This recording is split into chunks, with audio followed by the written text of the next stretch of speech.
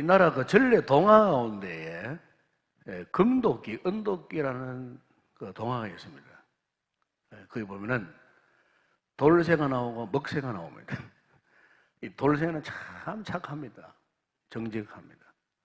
반대로 먹새는 굉장히 게으름을 피우고 욕심이 많은 사람입니다. 그래서 이제 이 돌새는 정직하고 착해서 이제 이 부모님을 참 잘 동양하는 그런 친구였습니다. 그래서 뭘 해서 하느냐? 산에 가서 나무를 하는 겁니다. 나무를 해가지고 이제 부모님을 봉양하는 아주 정직하고 아주 착한 이런 친구였습니다. 반대로 이 먹새는 일도 안 합니다. 게을러 빠졌습니다. 항상 이 돌새를 라이벌 의식을 갖고 시기하고 질투하는 그런 친구였습니다. 그 하루는 이제 이 돌새가 산에 가서 나무를 열심히 했어요. 그럼 목이 마르잖아요. 이렇게 해서 이제 연못으로 왔어요. 연못으로 왔다가 그만 그 연못에 도끼를 빠뜨려 버렸어요. 그러니까 이 돌새가 참 생계에 달리는 중요한 도구잖아요. 도끼가 그에게. 그래서 건지지도 못하고 막 돌새가 막 연못 가에 걸터 앉아서 막 슬피 울고 있는데 갑자기 연못 한가운데서 허연 머리카락을 긴 머리카락 갖고 있는 한 영감님이 탁 나타났어요. 예. 이 동화에는 그걸 이제 산신령이라고 이야기합니다. 예. 나타나더니만 왜 울고 있느냐? 그러니까 제가 정말 중요한 내 생계와 관련되어 있는 도끼가 물에 빠졌다고, 연못에 빠졌다고. 예. 그러니까 갑자기 허연 영감이 물속에 들어갔다가 나오면서 양손에 한쪽에는 금도끼, 한쪽에는 은도끼를 딱 들고 나왔어요. 그래서 하는 아이가 이게 네 도끼가 맞느냐? 그러니까 이 정직한 이 돌새가 아니라고. 내 도끼는 쇠도끼라고. 이러니까 이 영감님이 감동을 받았어요. 그래가지고 막 이 금도끼, 은도끼 다 니다 해라. 졸지에 이 돌새에게 금도끼, 은도끼가 생겼어요. 이 소문이 먹새에게 전달되는 먹새가 막 질투하는 겁니다. 막 욕심이 가슴에 불타는 거예요. 그래가지고 그 다음날 이 먹새도 이제 돌새 흉내를 내는 겁니다. 착한 척하고. 그래서 이제 일부러 자기의 그 도끼를 물에 빠뜨려 버렸어요. 그런데 아니나 다를까 그 영감이 나타났어요. 나타났는데 금도끼, 은도끼를 들고 나. 이게 네 도끼냐? 맞다는 거예요. 거짓말을 한 거예요. 그래서 이제 결국에는 이 거짓말이 들통이 나가지고 이 먹새라는 놈은 이것도 저것도 그냥 건지지 못하고 짓게 되지 못하고 그렇게 인생 끝났다 하는 이야기가 그 전래 동화 그런 이야기, 제가 각설에서 이야기했지만은 오늘 본문에 보게 되면은 비슷한 이야기가 나옵니다. 그죠? 비슷한 이야기가 나와요. 역시 이제 도끼 이야기가 나옵니다. 역시 그 도끼가 또 물에 빠졌어요.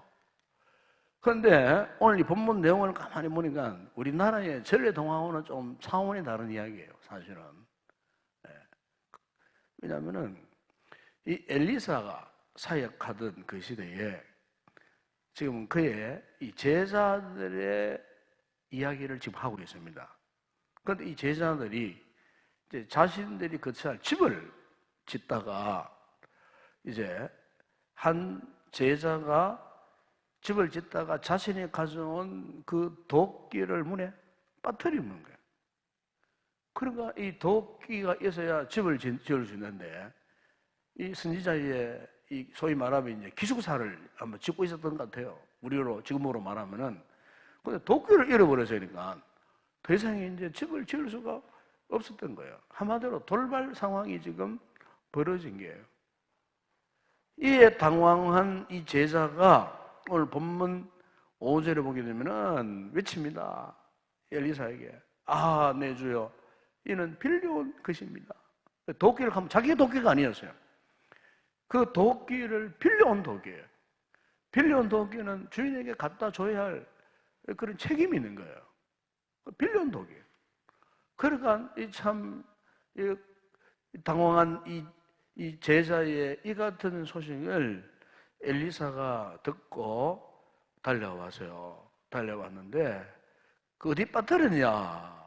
그러니까 이제 그것을 이제 이야기를 합니다.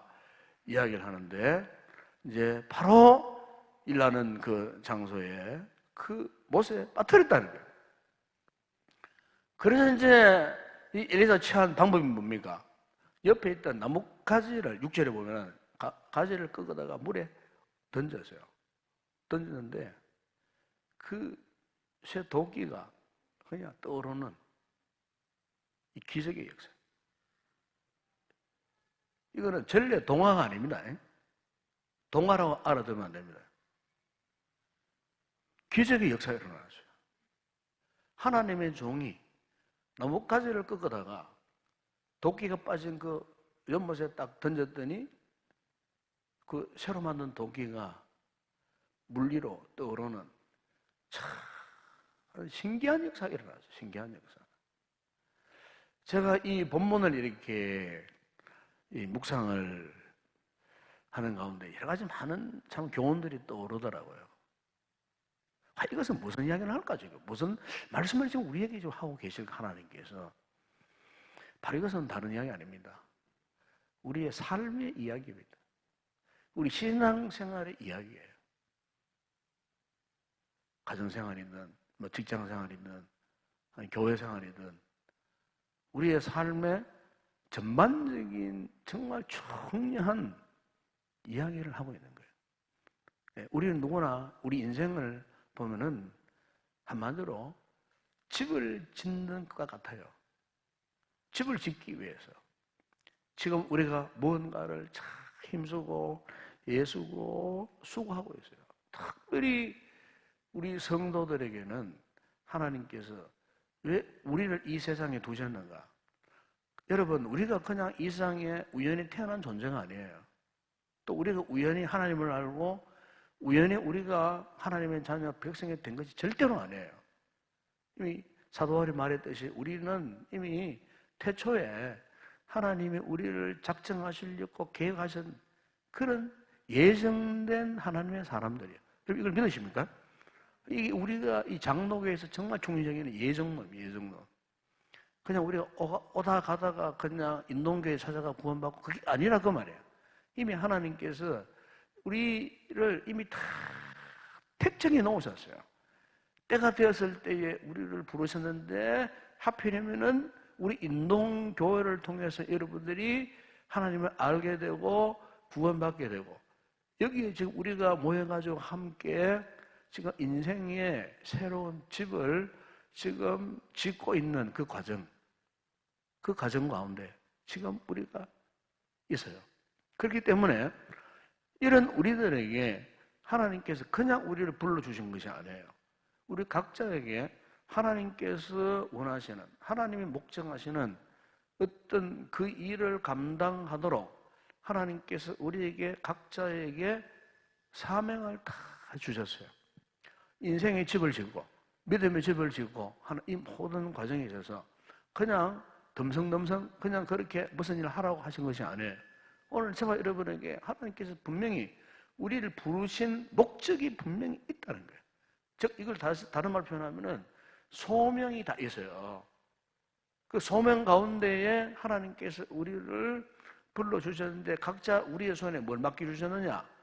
이 도끼. 집을 지을 때 필요한 정말 중요한 연장, 도끼. 다른 말 표현하면은 하나님께서 우리에게 각자에게 맡겨주신 은사가 다 있다. 그 말이에요. 은사. 달란트가 있어요. 재능이 있어요. 또 직분이 있어요. 지금 그걸 이야기하는 겁니다. 그냥 집을 그냥 짓는 것이 아니에요. 그 은사를 따라서 하나님의 이 거룩한 집을 짓도록 그렇게 맡겨 있었어요. 문제는 뭐냐면은 지금 우리에게 맡겨진 이 하나님의 이 거룩한 은사에 대해서 마치 도끼를 물에 빠뜨린 이 제자처럼 하나님의 은사가 우리에게 주어졌음에도 불구하고 그 은사를 따라 섬기지를 못하는 거예요. 은사를 망각하거나 은사를 잊어버리고 그 은사를 따라 하나님이 우리를 부르신 소명을 따라 그 길을 가지 못하는, 집을 짓다가 포기한 채 절망하거나 잘못된 길을 가거나 이런 상황 속에 놓여 있는 이런 하나님의 사람들이 있다는 거예요. 바로 오늘 본문은 이것을 이야기하는 거예요. 그러면 여러분, 이 도끼를 빠뜨리게 된 그 원인이 뭘까? 원인이 뭘까? 오늘 5절에 보면은 그 도끼를 빌려온 것이라고 분명히 말씀하지 않습니까? 그렇죠? 대개 보면은 빌려온 것, 그 자기 것, 분명한 차이가 있습니다. 남의 것을 빌려온 것, 그리고 자기 것, 본래의 자기 것. 되게 어느 것이 더 중요하냐 하면은요, 되게 사람들이 그 생각하잖아. 남의 거 빌려온 거는 뭐 대충 서다가 다시 도로 갖다 주면 되지만은 내 것은 정말 중요해, 내 것은. 이게 사람들의 본성이에요. 보통 자기 것을 더 중시합니다. 남의 것은 소홀히 합니다.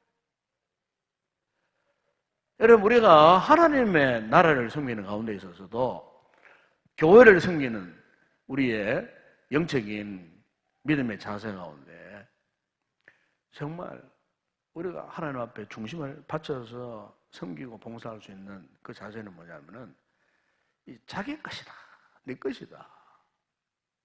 일단 우리가 교회를 사랑함에 있어서 정말 이 교회를 내가 평생 몸담고 섬기는 내 집이다, 내 집이다 하는 의식을 갖고 있는 사람하고 나는 뭐 한 몇 년 있다가 뭐 저 훌훌 떠나버릴 뭐 그냥 뭐 여관 같은 뭐 그런 집이다 생각하는 사람하고 이 교회를 대하는 태도가 다른 거예요. 내 집이다. 이 집은 바로 내 집이다. 하나님이 집이면서 내 집이다. 내가 평생 여기에 뼈를 묻을 내 집이다. 이런 자세를 가진 사람은요, 다릅니다. 이 교회에 대한 태도가 다른 거예요. 믿음의 태도가 다르다고 말이에요. 주인 의식을 갖는 거하고 그냥 손님 의식 갖는 거 완전히 다른 거예요. 그렇지 않겠어요? 그리고 한마디로 말하면 도끼를 빌려온 것처럼 우리가 이 공동체에 몸을 닫고 섬기면서 그런 자세를 가지고 이 교회를 섬긴다면은 우리가 이 제대로 이 주님 몸된 이 교회를 제대로 섬길 수 있겠느냐 하는 거예요. 또 우리가 이 개인적인 신앙생활도 마찬가지예요. 신앙생활도 자꾸 뭐 다른 사람 신앙 이야기, 다른 사람 간증 이야기, 다른 사람 어떻게 예수를 만난 이야기, 다른 사람이 어떻게 예수 믿다가 치료받은 이야기, 다른 사람이 예수 믿다가 복받은 이야기, 자꾸 다른 사람 이야기만 다 들으면 안 됩니다.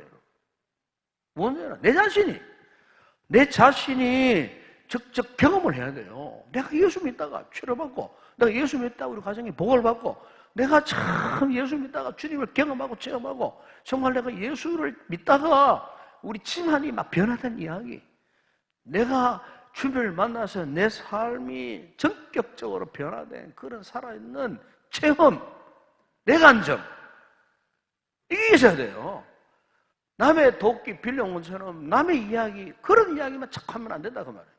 내가 직접 하나님 앞에 무릎 꿇고 기도하고, 내가 직접 하나님 앞에 기도 응답받고, 내가 직접 살아계신 하나님을 경험하고, 내가 직접 성령님이 내 안에서 역사하시는 것을 내가 체험하고, 은사를 체험하고, 능력을 체험하고, 인생의 문제의 해답을 찾는 일이 내가 직접 체험하는, 경험하는 내 끝, 내 신앙, 내 간증, 이게 있어야 하는 겁니다, 여러분.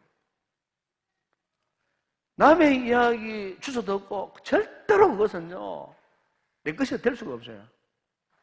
오늘 우리가 왜 도끼를 잃어버린 상태에 빠질 수밖에 없느냐?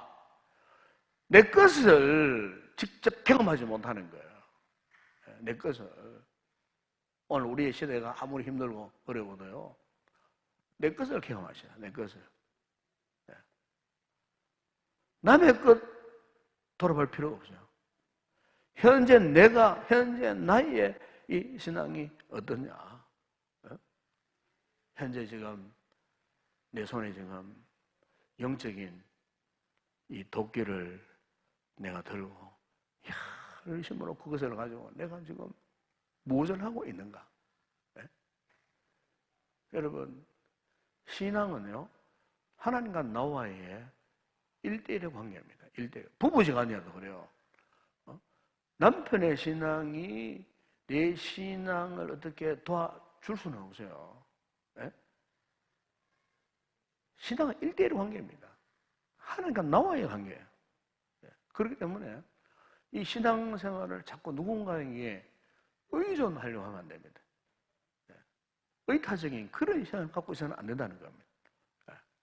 자기 신앙이 돼요. 내 신앙이 되어야 돼요. 네. 그래서 우리가 하나님을 고백하더라도 저는 그래 생각합니다. 우리 하나님 이런 고백보다도 나의 하나님. 다윗이 그렇게 고백했잖아요. 다윗이 나의 하나님.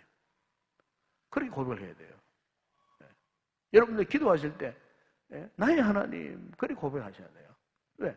신앙은 하나님과 나와의 1대1의 관계예요. 네.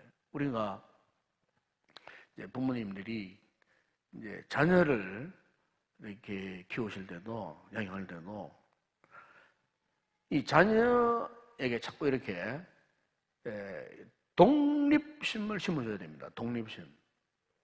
자율적으로, 창의적으로 제가 뭘 할 수 있도록 그런 역할을 해줘야 돼요. 요즘 흔히 그런 말이 있잖아요.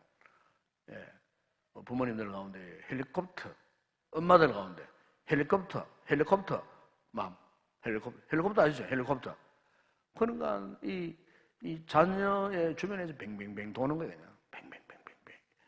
이 녀석이 뭘 하고 있는가 막 제때 또 착륙해가지고 막 간섭하고 잔소리하고 이렇게 자녀 곁에 떠나지 못하고 계속 뱅뱅뱅뱅뱅 도는 또 캥거루족 엄마들이 많다 그러잖아요. 하면 캥거루가 새끼를 한 가슴에 막 그 가슴 주머니 집어넣고 항상 막 그냥 절대적으로 막 그냥 보호하고자 하는 막 욕망 때문에 놓치지 않는 그런 것처럼 이 부모가 자꾸 이 자녀를 자꾸 이렇게 막 너무 감사하고 너무 뭐 애지중지 막 이렇게 하다 보면은 이제 어떻게 되느냐?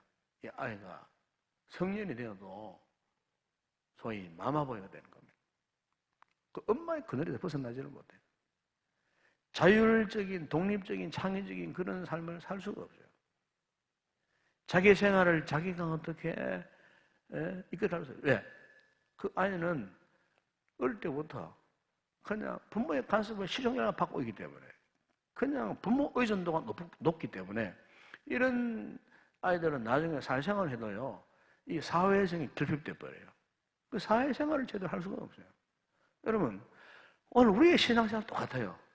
오늘 우리의 이 신앙도 누구를 의존하느냐, 이게 정말 중요한 겁니다. 우리가 너무 지나치게 이렇게 자꾸 하나님이 아닌 뭐 세상에 그 무엇을 의존하고 그것을 의지하고 그것을 또 이루어야 되고 그것을 이루지 못하면은 스스로가 낙심하고 절망하고. 여러분, 우리는 처음부터 끝까지 마지막 순간까지 누구만을 의존해야 되느냐? 하나님을 의존해야 할 줄로 믿습니다. 끝까지 여러분, 희노애락 아무리 우리가 힘든 어려운 그런 상황을 만난다고 할지라도 우리가 의존해야 할 분은 오직 하나님, 그분만 의지해야 돼요. 예수 그리스도만을 의지해야 돼요. 그러면 결코 이 도끼를 물에 빠뜨리는 일이 생기지 않는다는 거예요. 세상 우리가 이 도끼를 물에 빠뜨리려고 했을 때에 보세요. 오늘 엘리사가 쫓아와 사는 질문이 있지 않습니까? 어디에 빠뜨렸느냐? 어디에 빠졌느냐? 이 말은 무슨 말입니까? 여러분, 오늘 우리의 신앙이 완벽할 수는 없어요. 우리 때는 실수도 할 수 있고 스스로가 자빠지기도 하고 미끄러지기도 하고 스스로가 절망할 때도 많아요. 그러나 그것에 그냥 잠식되어 있으면 안 돼요. 빨리 벗어나야 돼요. 다시 말하면은 오늘 우리의 신앙생활에 문제가 생기면 그 원인이 뭐냐? 그걸 빨리 그걸 깨달아야 돼요. 네, 여러분, 환자가 병원에 가잖아요. 병원에 가면은 좋은 병원, 유능한 병원, 건강한 이 병원일수록 가보면요, 이 모든 진료 절차가요 아주 체계적입니다. 너무너무 체계적입니다. 지루할 정도로 체계적입니다. 처음 딱 가보세요. 제일 먼저 첫 번째 진료가 뭡니까? 이제 진료 상담을 합니다. 그렇죠? 다 카드를 만들어가지고 이제 간호사가 들어오세요 하면 담당 주치의를 딱 대면해 줘가지고 이제 이 의사와 이제 진료 상담을 합니다. 상담. 의사가 다 경청을 하잖아요. 또 메모를 막 합니다. 그 두 번째 어떻게 하느냐? 그 의사가 이제 그 환자를 진찰합니다. 진찰. 네, 과연 이 환자가 어느 부분에 도대체 무슨 이상이 있는가? 네, 자신의 경험을 바탕으로, 지식을 바탕으로 그 환자의 아픈 부분을 이제 진찰을 합니다. 그리고 이제 세 번째 어느 정도 그 아픈 그 원인이 규명이 되잖아요. 규명이 되면은 어떻게 합니까? 실제 이제 구체적인 검사를 합니다. 각종 검사를 합니다. 뭐 MRI나 CT나 초음파나 뭐 등등 그죠? 구체적인 검사를 쫙 심지어 뭐 혈액 검사하고 소변 검사도 하고 다 합니다. 이 모든 검사가 딱 내려지면은 그 다음에 처방이 내려집니다. 처방. 수술하든 약을 먹든. 그런데 돌팔이 의사를 만나보세요. 그러면요, 이 모든 과정 싹 생략해버립니다. 건전하지 못한 병원 가보세요. 이 모든 과정을 다 생략해버려요. 그럼 오직 한 사람 의사의 판단으로 다 끝내버려요. 그래가지고 간단하게 치료될 병이 오히려 그런 병원 만나보세요. 그런 의사 만나보세요. 그러면요, 더 병을 키워요. 더 큰 병이 되어버려요. 그 사람은 영 그 병을 치료하지 못해요. 그럼 죽을 수도 있어요.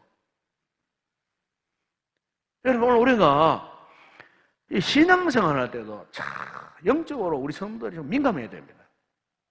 어떤 문제가 생겼을 때 대충 그냥 넘겨버리면 안 돼요. 하나님 앞에 아주 영적으로 민감해져야 돼요. 하나님, 내가 왜 이런 상태에 빠졌습니까? 내가 왜 이 귀한 도끼를 잃어버렸습니까? 내가 왜 이 귀한 도끼를 잃어버리고 이렇게 내가 지금 방황을 하고 있습니까? 거기에 대한 질문을 하는 게 던지고 거기에 대한 원인 규명을 해야 돼요. 이걸 하지 못하면은 우리의 신앙이 온전한 모습으로 결국 회복될 수가 없어요. 우리 이 시대가 아무리 복잡고 힘들고 혼란스럽고 해도요, 여러분, 육신의 생명보다도 오늘 우리에게 있어서 참 중요한 것은요, 영적인 생명이에요. 영적인 생명. 이 영적인 생명을 우리가 잘 보존을 해야 돼요. 여기 영적인 생명에 대해서 여러분 무관심하면요, 정말 우리 불행해질 수밖에 없어요. 육적인 생명을 위해서는 막 온갖 것 다 동원해가지고 온갖 것 다 따듬고 뭐 온갖 것 다 먹고 이래 하면서도 정작 중요한 영적인 생명에 대해서 이렇게 관심을 갖지 못하는 그런 분들이 오늘날 교회 안에 없지 않아 있어요. 혹 여러분 가운데 지금까지 이 영적인 이 생명에 대한 관심을 깊이 두지 못한 그런 성도들이 있다면 이 밤에 여러분 생각을 바꾸셔야 돼요.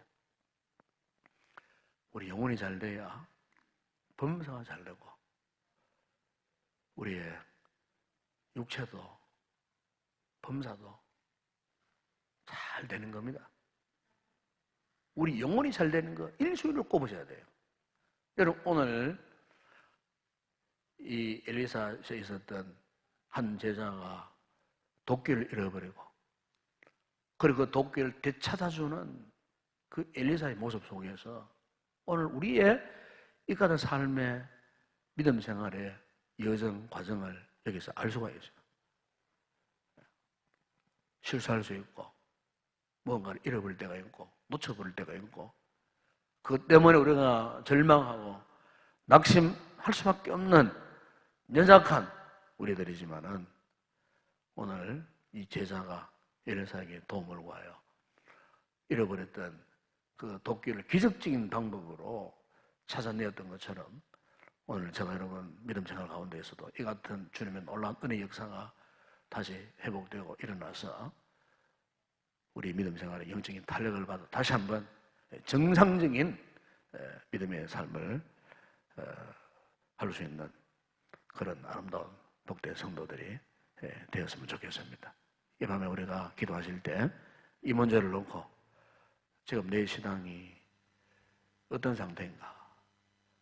요한계시록 2장 1절에 보게 되면은 주님께서 에베소 교회 그 교회를 향해서 책망하시면서 첫 사랑을 회복하라. 네가 어디서 떨어졌는지를 생각하고 회개하여 처음 회개를 가져라. 네가 어디서 떨어졌는지를 생각하라. 그런 말씀했습니다. 여러분 오늘 우리가 우리의 신앙을 한번 돌아보고 잃어버렸던 것 되찾는 그런 놀라운 영적인 회복의 역사가 이 밤에 꼭 일어나기를 주의 이름으로 축원합니다.